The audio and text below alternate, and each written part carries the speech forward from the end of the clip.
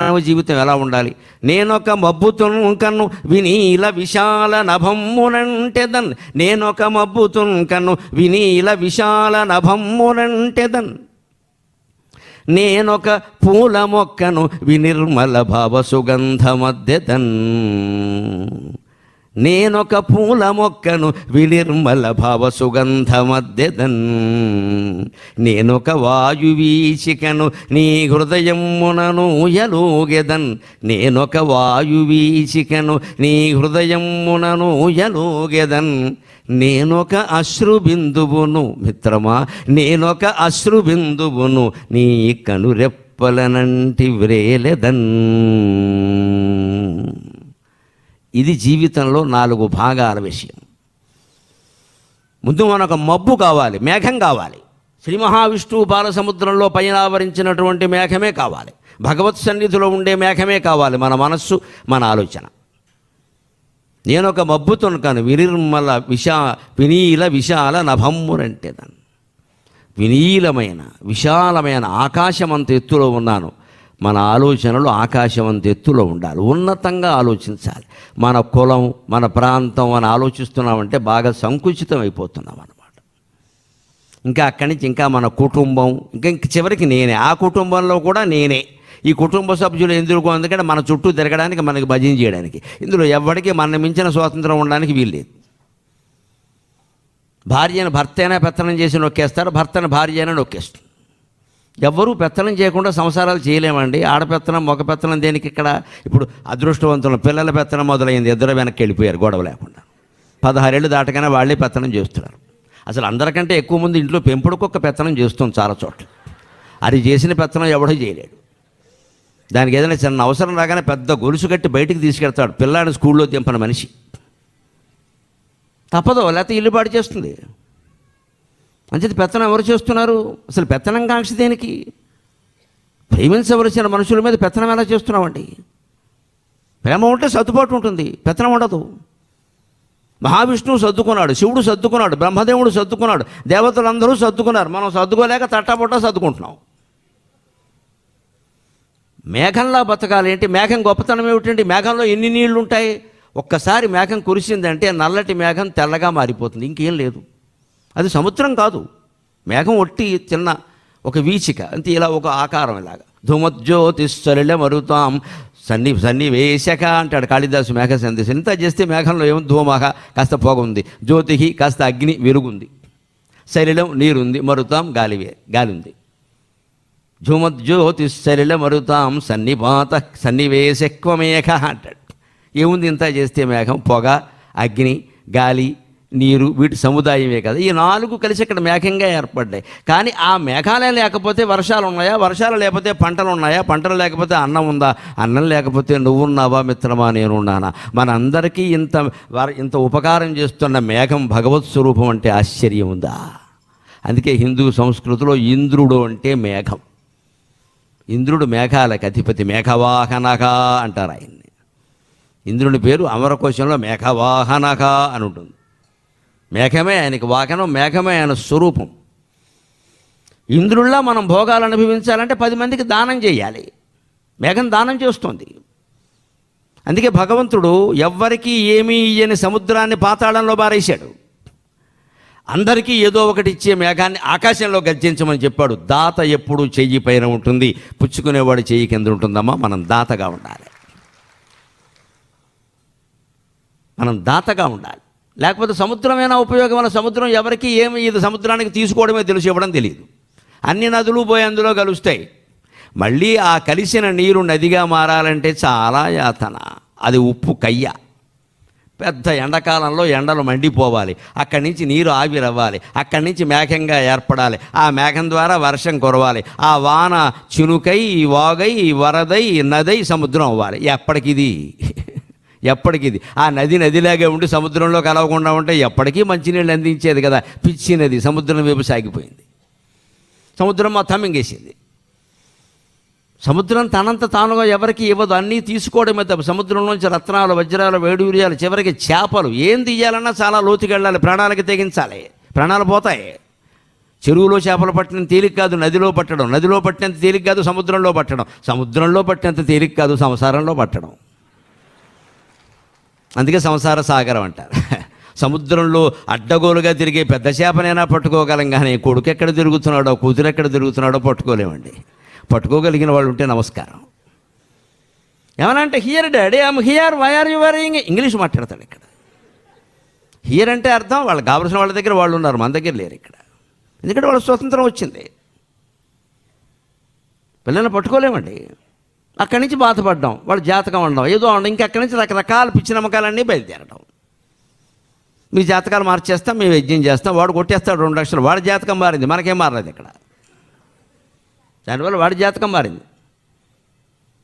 వెనకటికి ఎవడోను 2 రూపాయలు కట్టండి డబ్బు సంపాదించే విధానం చెబుతాను అన్నట్ట. ఓ 30 ఏళ్ల క్రితం పెద్ద చెలోక్తిది మేము చదువుకునే రోజుల్లో. 2 రూపాయలు కట్టండి, 30 ఏళ్ల క్రితం డబ్బు విపరీతంగా డబ్బు సంపాదించే, లక్షలు సంపాదించడం ఎలా, 2 రూపాయలు కట్టండి నేను చెబుతాను అన్నట్టు. వాడు మొత్తం ఒక 3 నెలలయ్యాక ఒక ప్రకటన ఇచ్చాడు, ఇలా అని ఇచ్చాడు, ఇంకేమి ఇలా. ఎందుకంటే వాడికి 2 రూపాయలు కట్టిన వాళ్ళు 1,00,000 మంది ఉన్నారు, వాడు 2 లక్షలు సంపాదించుకున్నాడు. ఇలా అన్నాడు అంతే, ఇంకేవాడు 2 రూపాయలకు వాడు ఎవడో ఉపాయం చెబుతాడా? ఇన్నేళ్ళు బతికా మనం తెలుసుకోలేమా? మబ్బుతొనకలా బతకాలి. గర్జంతం భువనోపరి దతారం జలదం పశ్య గర్జంతం భువనోపరి. భోజ చెంపువు రాసినటువంటి మహాకవి బల్లాల కవి సంస్కృతంలో చెబుతాడు. సముద్రం అపి రసాతలే. అన్నీ స్వీకరించడమే తప్ప ఇచ్చే అలవాటు లేకపోవడం వల్ల భగవంతుడు సముద్రాన్ని శపించినట్టుగా పాతాళంలో బారేశాడయ్యా. కానీ దాతారం జలదం పశ్య గర్జంతం భువనోపరి. ఇచ్చే అలవాటు ఉండడం కారణంగా మేఘాన్ని ఆకాశంలో ఉండి గర్జించమని చెప్పాడయ్యా. దాతలా ఉండు, గ్రహీతలా ఉండకు. దాతలా ఉండు, గ్రహీతలా ఉండకు. ఎవరి దగ్గర ఏమీ ఆశించకు, వీలైతే ఇచ్చే ప్రయత్నించే. జీవితం అంటే ఎన్ని పోగేసుకున్నామని కాదండి, దయచేసి అర్థం చేసుకుందాం.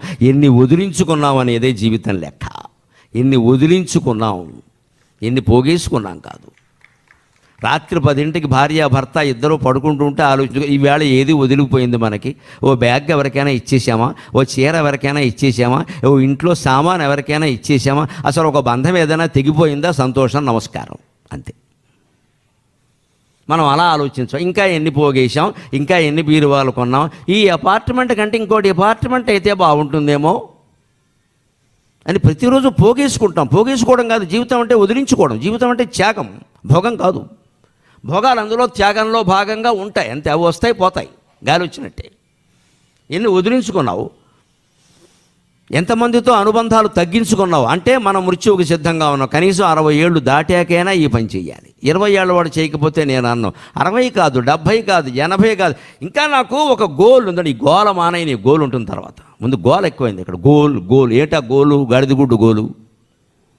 పెద్ద గోల్ ఉంది. 70 ఏళ్ళు దాటే గోల్ ఏమిటండి? ఆత్మజ్ఞానం పొందడం, మోక్షం పొందడం తప్ప. అప్పటికి జీవితం అర్థం కాదు. ఇంకా ఏదో గోల్, నువ్వు గోల్ఫ్ ఆడు, గోల్ తెలుస్తుంది అక్కడ. గోల్ఫ్ కోర్టులోకి వెళ్ళి ఇంకా ఏదో పెట్టుకోవడం, తాపత్రయపడడం, 10 మందిలో పేరు, కీర్తి, డబ్బు ఆశించడం. వాళ్ళందరూ ఏటండి ముసలాయనకి గోల అనడం, ఇంటికి వచ్చి ఏడుస్తూ కూర్చోవడం. అప్పుడు ఆవిడ ఉంటుంది, ఆవిడ ముసలావిడే కదా, నేను ఎప్పుడో చెప్పాను ఇంట్లో కూర్చోమని, వింటేగా అంటుంది ఆవిడ. అనవసరంగా పోతావు అదని ఇదని, బొంబాయి అంతా తిరుగుతావు ఊరికే. పైగా ట్రాఫిక్ జామ్ విపరీతం. బొంబాయిలో ఎక్కడైనా 5 నిమిషాలు అన్నారంటే అర్థం 5 గంటలని అర్థం. మాకు ఈ 3 రోజుల్లో అర్థమైంది అది. ఆడువారి మాటలకు అర్థాలు వేరులే అంటారు. లేదమ్మా, ఆడవాళ్ళ మాట బాగానే ఉంటుంది, బొంబాయి మాటలకు అర్థాలు వేరులే. పక్కిల్లే అన్నారు అంటే హైదరాబాద్ అని అర్థం, అంతే. 3 రోజులు మొత్తం తిరగడమే సరిపోయాయి. తిరిగిన ఆయాసం తీర్చుకుందుకు ఇటు పడుకోవడమే సరిపోయి, ఇంకేం లేదు. ఇంత తిరుగుతున్నారు కదా, తిరిగి ఏం పొందుతున్నారో ఆలోచించండి. ఒక మబ్బు తునకలా మిగలగలిగారా?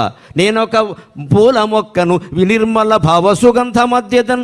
మబ్బు కురిస్తే, వాన కురిస్తే ఆ నీళ్ళకి పంటలు పండుతాయి, మొక్కలు పెరుగుతాయి, పూలు పూస్తాయి, ఇలాంటి అందమైన పువ్వులు పూస్తాయి. ఆ పూల మొక్క తన సుగంధాన్ని ఇవాళ ఈ హాల్ అంతా, ఈ ఆవరణ అంతా వ్యాపింపజేస్తోంది. మన జీవితం ద్వారా ఎవరైనా 10 మంది బాగుపడ్డారా?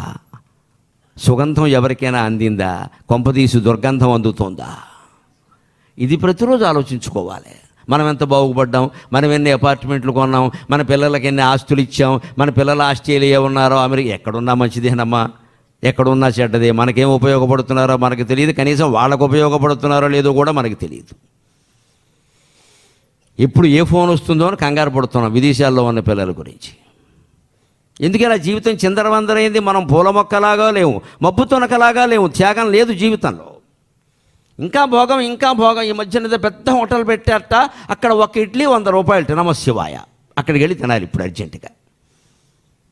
వాడు ఒక ఇడ్లీ పెడతాడు, 6 చట్నీలు వేస్తాడు, 2000 బిల్లు వేస్తాడు. ఒక ఇడ్లీకి 6 చట్నీలు ఎందుకు? పని లేక, పంది అండగా. మనం అందరిది ఇలాగే ఉంటుంది. 4 చట్నీలు, సాంబారు ఇన్ని ఉంటే కానీ 2 ఇడ్లీలు తినలేని అర్భక ప్రాణులం మనం. ఒక ఇడ్లీలో ఒక చట్నీ సరిపోదా? 2 చట్నీలు చేయాలి, మళ్ళీ సాంబారు చేయాలి, అందులో చెంచా పెట్టాలి, వీడి సగం చొక్కా మీద పోసుకోవాలి. 2 ఇడ్లీ తినడానికి ఎంత భాగోతాం మనకి. ఇంత చేసి వీడు తినేది 1 ఇడ్లీ తక్కువ, 2 ఇడ్లీ ఎక్కువ, 1.5 పెట్టాలి ఈ ప్రాణికి. పోనీ 6 ఇడ్లీలు గట్టిగా తింటే పెడదాం, అభ్యంతరం వల్ల పెట్టేవాళ్ళు కానీ లేదండి. అనుభవిస్తున్న భోగాలు కూడా ఏం లేవు. ఇంకొక మాట, నేనొక వాయువీచికను నీ హృదయమునవు ఎలోగెదన్. మనం ఒక వాయువీచికగా, గాలి కెరటంగా మారి కుల మత ప్రాంత భేదాలు ఏవీ లేకుండా అందరి హృదయాల్లో ఊపిరిగా మారాలమ్మా. అది జీవిత లక్ష్యం, అది జీవిత లక్ష్యం. ఆయన బాగుండబట్టి మేము బాగున్నామండి, ఆయన బాగుండాలండి. ఆయన ఎన్ని మంచి పనులు చేశారు, ఆవిడ ఎన్ని మంచి మాటలు చెప్పింది, ఎంత మంచి దంపతులు, ఎంత మంచి పిల్లలు అని అనుకోవాలి. 10 మంది అనుకోవాలి, మనం బాగుండం కాదు, మన వల్ల 10 మంది బాగుండాలి. అంతిమంగా ఒక్క మాట, నేనొక అశ్రు బిందువును. ఇది 4వ అవతారమేనా? చాలా గొప్ప అవతారం. నేనొక అశ్రు బిందువును నీ కనురెప్పలనంటి వ్రేలెదన్. నేనొక అశ్రుబిందువుని, కన్నీటి కణాన్ని. ఏ కన్నీటి కణమైనా ఆ కన్నును పట్టుకుని వేలాడుతుంది. కానీ మనం కన్నీరు ఎప్పుడు కార్చాలి అంటే ఎదుటి వాళ్ళ కష్టానికి కన్నీరు కార్చాలి, మన కష్టానికి కాదు. మనకి కష్టం వస్తే మేరు పర్వతంలా నిలబడాలి, ఎదుటి వాళ్ళకి కష్టం వస్తే హిమాలయంలా కరిగిపోవాలి. శ్రీకృష్ణుడు ఆచరించి చూపించాడు దీన్ని. హిందూ ధర్మంలో శ్రీకృష్ణుడు లాంటి దైవం కనపడ్డు, ఆచరించి చూపించాడు మహానుభావుడు. దుర్వాసుడు పాండవుల్ని పరీక్ష చేయడానికి వస్తే వణికిపోయారు పాండవులు, ద్రౌపది కూడా. 1,00,000 మందితో వచ్చాడు. కోపిష్ఠి 5 నిమిషాలు ఆలస్యమైతే భరించలేడు, శపిస్తాడు. పైగా కోపిస్తే నాకేమిటనుకుందుకు వీళ్ళు శపిస్తాడు. ఆయన శపిస్తే పార్వతీ పరమేశ్వరుడు వణికిపోతారు. మామూలు ప్రపంచం ఎలాగా, ఆయన తపశ్శక్తి అటువంటిది. అటువంటి వాడు వస్తున్నాడు, మన దగ్గర మెతుకు లేదు. అక్షయ పాత్ర కూడా కడిగేసింది ద్రౌపదీదేవి. దానికి పద్ధతి ఏమిటంటే ఓసారి కడిగితే మళ్ళీ పని మనిషి రావాల్సిందే, ఇవిడు కడిగితే కుదరదు. అక్కడ మళ్ళీ తెరాల్సింది, 24 గంటలు గడవాల్సిందే. ఒకసారి అక్షయ పాత్రలో ఎన్ని పదార్థాలైనా వస్తాయి, కానీ ఒకసారి కడిగితే 24 గంటలు మళ్ళీ రావు. అందుకే సూర్య భగవానుడు అలా ఇచ్చాడు. లేకపోతే మనవాడు శుభ్రంగా అక్షయ పాత్ర పెట్టి హోటలే పెట్టేస్తాడు. ఇక్కడ వాడు ఉచితంగా పదార్థాలు పొందుతాడు, మనకు అమ్మేస్తాడు. అందుకని అక్షయ పాత్రకి ఉండే షరతు అది. ఎప్పుడు గొప్ప గొప్ప విషయాలు మనకు ఉంటాయి, వరాలు ఆ వరాలకు షరతులు ఉంటాయి. ఆవిడ కడిగేసింది. లేదు ఇంకేం చేయాలో తెలియదు ధర్మరాజు. ఏమిటి, నేనేమో అక్కడ అనేసాను, అనకపోయినా కుదరదు. వాళ్ళు వస్తున్నారు, స్నానానికి వెళ్ళారంటే ఏం చేయాలి, ఏం తెలియకే అనాథనాథ సర్వజ్ఞ ద్వారకావాసిన్ గోవిందా అని గోవిందుడిని ప్రార్థన చేసింది. ఒక క్షణంలో వచ్చాడు ఆ మహానుభావుడు. 4 సాగరంబులు ఘనంబుగ చుట్టిన పృథ్వీలో ఏదో మూలకునేలికల్ నృపతి ముఖ్యులు మంత్రులు మాకునేల పాంచాలియు సంగినట్టి పిడుసన్గొని పిడుసన్గొని 1,00,000 మునీంద్ర కుక్షులన్ చాలన చేసినట్టి గుణసాగరుడు ఆ యదువీరుడుండగన్. లోకంలో కాస్త మనకంటే ధనవంతుడు కనపడితే చాలు, వాడు కూడా పడిపోతాం మనం కుక్కపిల్లలాగా వాడిని పొగుడుతూ. వాడు ఏమైనా చెబుతాడు, వాడు ఏమైనా చెబుతాడు. ఏదో చేపడానికి వాడిని 1 గంట పొగడాలి. ఇక్కడ కర్మ, అంతకంటే దేవుణ్ణి పొగిడితే నయం. ద్రౌపదీదేవి ఎవరిని కీర్తించలేదు, శ్రీకృష్ణుని కీర్తించింది. ఆవిడని ఎవరు వస్త్రాపహరణ నుంచి కాపాడారో ఆయన్నే కీర్తించింది. ఇంకో పని ఏమిటి? అటువంటి ద్రౌపదీదేవి ఒక ఊరికి, అమ్మ పాత్ర కడిగేవులే అమ్మా, నీ కడగడం మీద నీకు నమ్మకం ఉంది, నాకు నమ్మకం లేదు, నేను 16,000 మందిని కడిగాను కదా, ఇలా పట్టుకురా అన్నాడు ఆయన. అక్కడ ఇంకా ఎక్కడో మూల ఒక మెతుకు ఉండిపోయింది. మన వాళ్ళకి అడగడం అంత అందంగా ఉంటుంది. పని మనుషులను ఆక్షేపిస్తారు, కానీ పని మనిషి రానప్పుడు ఈవిడ గడిగితే మొగాడ కనుక చూస్తే చాలా విషయాలు తెలుస్తాయి. ఆ మూల ఎక్కడో ఒక్క మెతుకు, ఆ మెతుకు చూసిన సర్వం జగన్నాథం అని లోపల పెట్టుకున్నాడు ఆయన. అంతే, మొత్తం సమస్త లోకాలు శాంతించాయి.